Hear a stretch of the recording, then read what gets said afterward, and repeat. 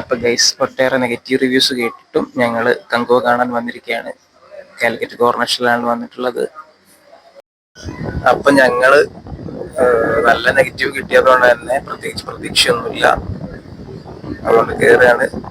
ഞങ്ങൾക്ക് പ്രതീക്ഷയില്ലെങ്കിലും ഞങ്ങളെ കൂടെ പ്രതീക്ഷയുണ്ട്. പ്രതീക്ഷ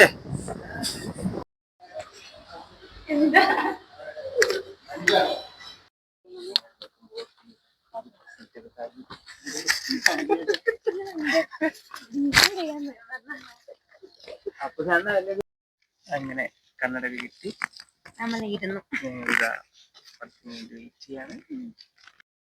അഞ്ജുജി എന്തോ വിഷം. എടി, ഇത് വിഷമാണോ ഈ കുടിക്കുന്നത്?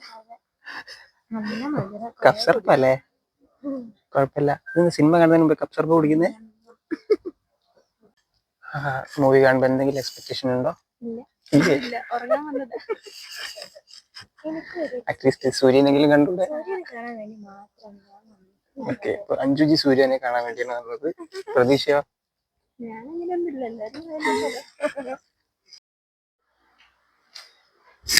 അപ്പം ഗൈസ്, പടം കണ്ടു. അപ്പം കുഴപ്പമൊന്നുമില്ല, കണ്ടിരിക്കാം. എന്നാൽ പോലും എടുത്തു പറയാനുള്ളത് സ്ക്രിപ്റ്റിലൊരു പാളിച്ചയാണ്.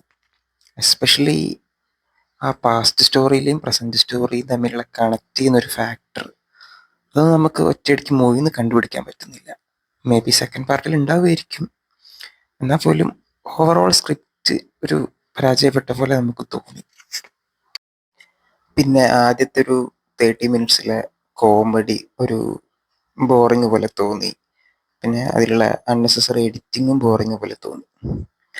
പക്ഷേ ഈ കങ്കുവ എന്ന ക്യാരക്ടർ, അത് സൂര്യ നല്ല വൃത്തിക്ക് തന്നെ ചെയ്തിട്ടുണ്ടെന്ന് വേണം പറയാൻ.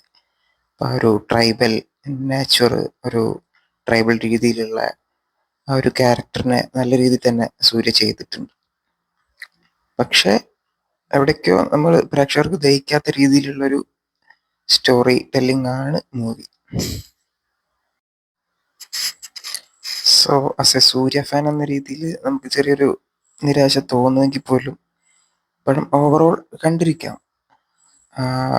പിന്നെ ലാസ്റ്റിലെ ഫൈറ്റ്സ് ആയാലും പാസ്റ്റിലെ സ്റ്റോറിയിലെ ഫൈറ്റ്സ് ആയാലും വളരെ നല്ലതാണ്. VFX ഒക്കെ ഒന്ന് രണ്ട് സ്ഥലത്ത് പാളിപ്പോയ പോലെ തോന്നിയിട്ടുണ്ട്.